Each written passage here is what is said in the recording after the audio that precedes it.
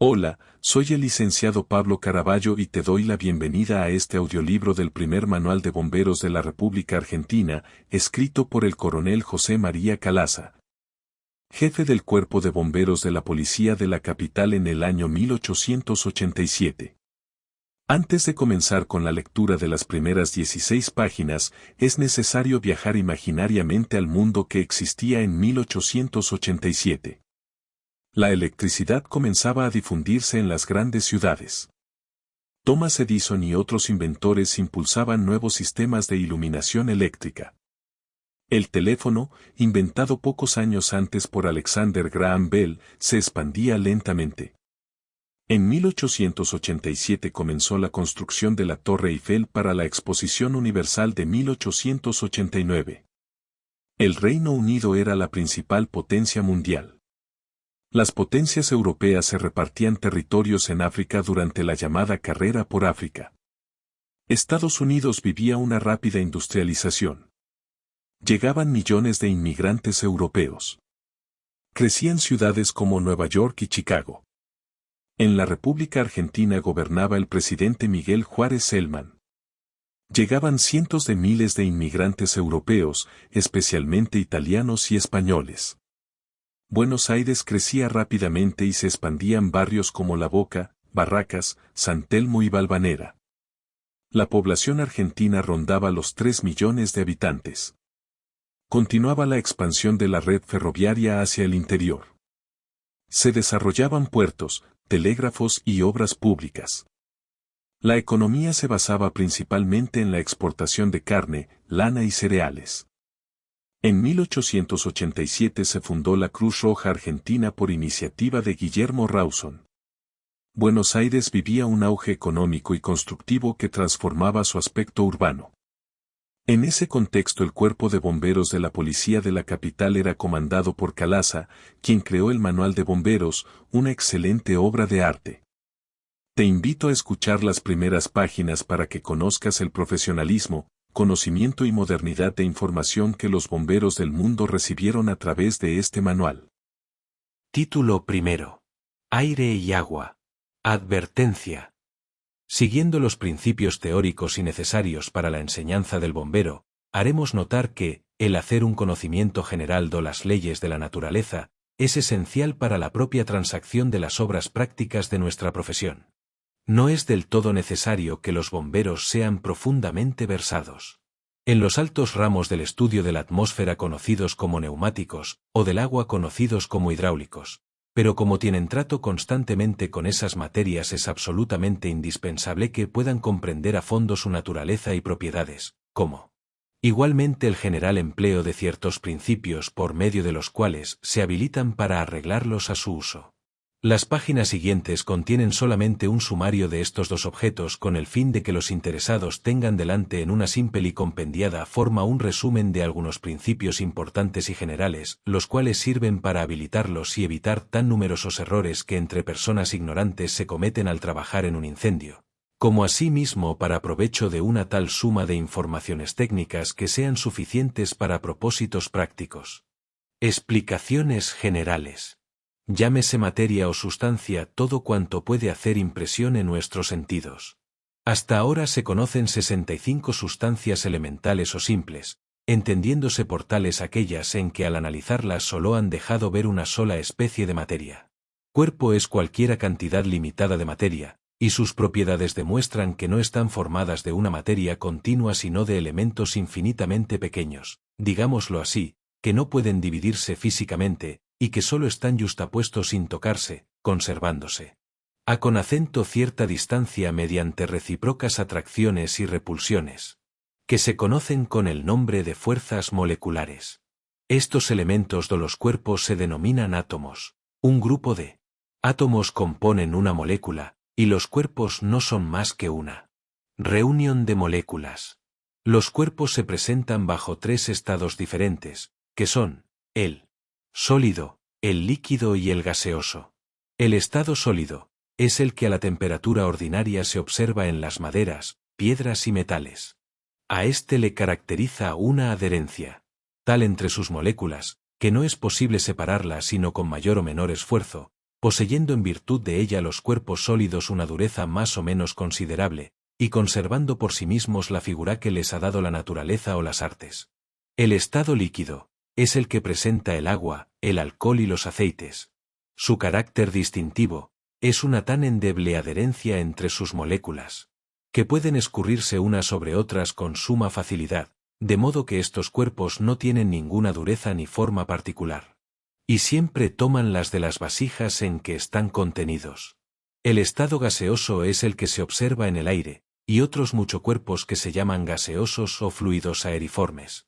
En estos es aún mayor que en los líquidos la movilidad de las moléculas, pero se distinguen particularmente por una tendencia a adquirir de continuo un volumen más considerable, en virtud de su elasticidad, cuya propiedad se designa con el nombre de expansibilidad.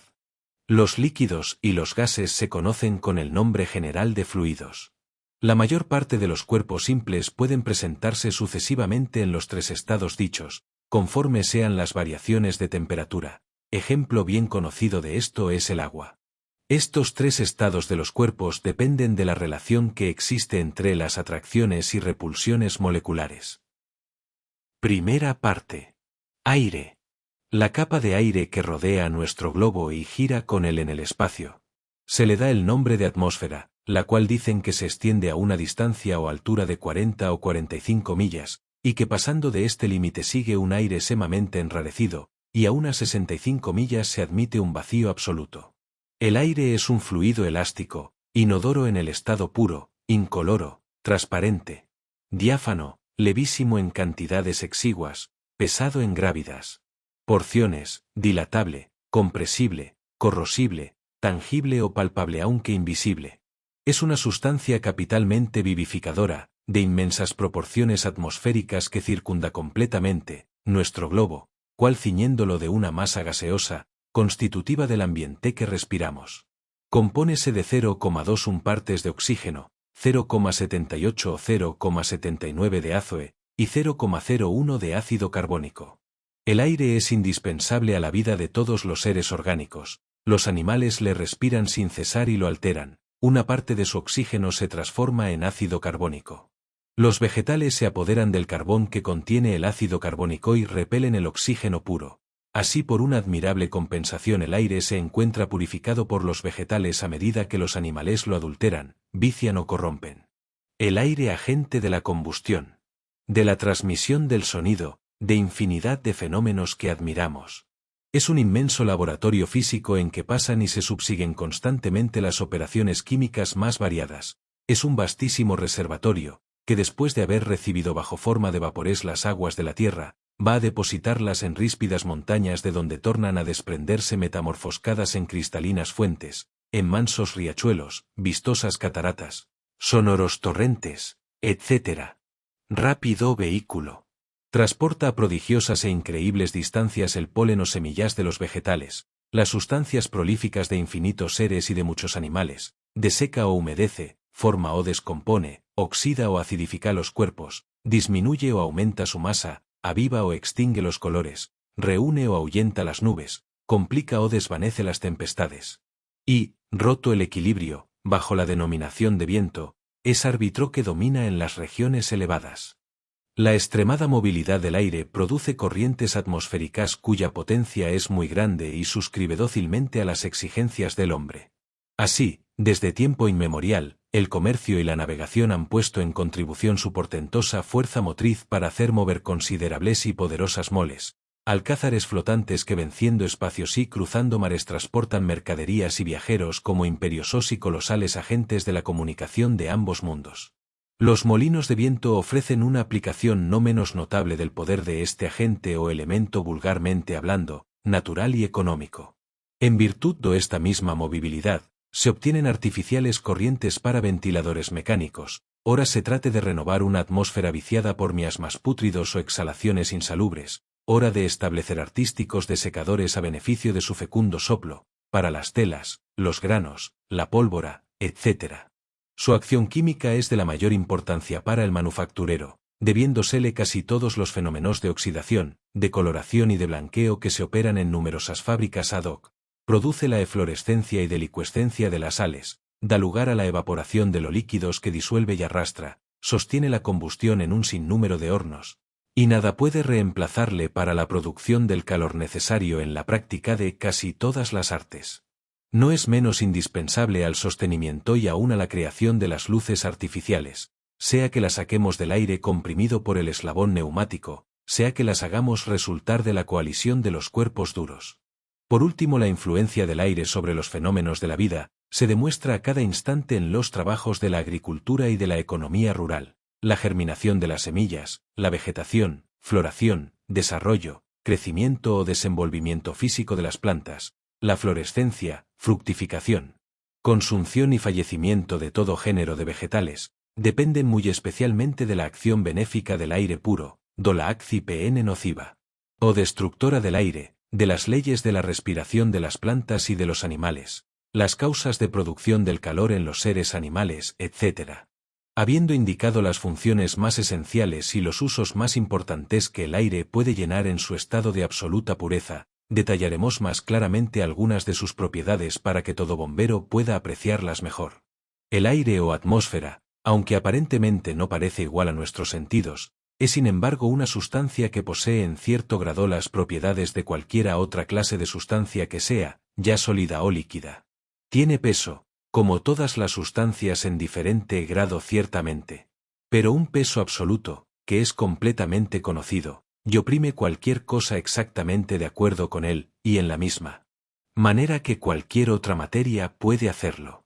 Otro punto de importancia relacionado con la atmósfera es su impenetrabilidad. Una cualidad que tiene de común con toda otra sustancia, ya líquida o sólida. La impenetrabilidad puede ser definida como la propiedad, en virtud de la cual un cuerpo ocupa un cierto espacio con exclusión de cualquier otro cuerpo, el sentido de lo cual es que una sustancia no puede ocupar al mismo tiempo el mismo lugar de cualquier otra sustancia. La siguiente simple ilustración servirá de prueba. Si una copa estando llena hasta el borde de agua, y un cuerpo de cualquiera especie, midiendo diremos 1 pulgada cúbica, se sumerge en ella, se derramará de la copa 1 pulgada cúbica de agua. Ahora si la copa está lo que comúnmente se llama vacía, esto es, llena solamente de aire atmosférico, y la pulgada cúbica es colocada en ella, precisamente se obtendrá el mismo resultado, aunque invisiblemente, y 1 pulgada de aire se escapará.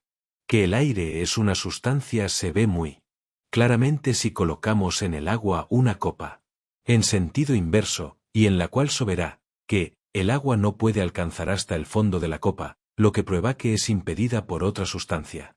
Tiene también su cualidad por medio de la cual es capaz de una suma considerable de expansión y compresión. Esta propiedad existe en todas las sustancias, pero a muy diferentes extensiones, siendo en los líquidos y sólidos ordinarios limitada, dentro de un estrecho límite, y en los gases y el aire sino completamente, casi ilimitada. Cualquier materia o sustancia está compuesta según ya hemos dicho de un número de pequeñas partículas. En sustancias sólidas estas partículas están unidas, por lo que es llamado cohesión, cuya palabra se usa para expresar el poder atractivo por el que las partículas que componen una sustancia están unidas entre sí. En sólidos apenas hay 2 sustancias que tengan exactamente el mismo poder cohesivo. Así, pues, si un pedazo de sal es comparado con un pedazo de mármol, se hallará que la sal tiene muy poco poder cohesivo, mientras que las partículas de mármol pueden apenas ser separadas solamente con gran fuerza. Igual comparación un pedazo de azúcar y un pedazo de acero, y el poder cohesivo del azúcar se hallará tan blando, que las partículas están solo en su lugar cuando el pedazo está en quietud, mientras que por el contrario el poder cohesivo del acero es tan grande que es casi imposible comprimirlo o alterar su forma si no se emplea una fuerte presión. Y por último su naturaleza y cualidad serán alteradas únicamente por la aplicación del calor. En los líquidos la atracción de la cohesión es tan débil, que las partículas pasan unas por encima de otras con perfecta facilidad, e instantáneamente toman el molde o forma de cualquier vasija en que se coloquen. Han sostenido algunos que los líquidos no tienen cohesión, pero es evidente que tienen alguna, por su forma cuando se esparcen en gotas, y si bien en las grandes masas supera la gravedad a la cohesión, en las pequeñas es superior esta última, porque entonces toman la figura esferoidal conforme sucede en las gotas de rocío suspendidas de las hojas de las plantas. En el aire atmosférico, y todos otros gases y vapores, es casi nula la cohesión, pero hay por el contrario una repulsión positiva, o fuerza, por lo que las partículas que contienen esta sustancia se esfuerzan por separarse unas de otras, y esta repulsión es tanto mayor cuanto más alta sea la temperatura. Esta es la cualidad de los gases conocida con el nombre de elasticidad. Hay muchos sólidos elásticos, y otras sustancias semejantes que poseen esta cualidad, y por la aplicación de la fuerza pueden hacerse encoger o extender, pero tienen un punto de apoyo, en el que parecen no tener tendencia para hacerse unas grandes o más pequeños, lo cual en esto se diferencian muy materialmente de los gases, que tienen una constante tendencia de expansión, bajo cualquier circunstancia que sea, a no ser que fuesen gobernados por un gran poder, y esta tendencia es la misma, ya el aire sea encerrado en una vasija y separado de la atmósfera exterior o no. Esto difiere bajo ciertas circunstancias en grado, pero la tendencia permanece siempre la misma. Cualquier volumen de aire, si se le permite la dilatación, se vuelve más atenuado, y con su pérdida de densidad también pierde una cantidad proporcional de su gravedad específica, presión y elasticidad. Así pues, si un volumen de aire igual a un pie cúbico inglés, peso de 0,8 libras, se deja dilatar a un volumen de 2 pies cúbicos. El todo solo pesará 0,8 libras que tenía antes de la expansión, y su gravedad específica en el estado atenuado será consecuentemente reducida a la mitad. En este caso, la presión y elasticidad será igualmente reducida a una mitad. El aire es también compresible. Un volumen de cualquier medida puede, por la aplicación de la fuerza, ser comprimido a un volumen más pequeño, y a medida que éste decrece su gravedad específica, presión y elasticidad, aumentarán en proporción directa al aumento de su densidad.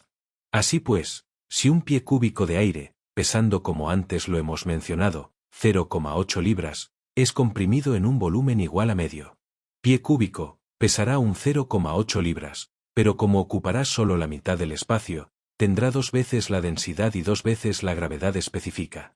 Y su presión y elasticidad serán también dobladas.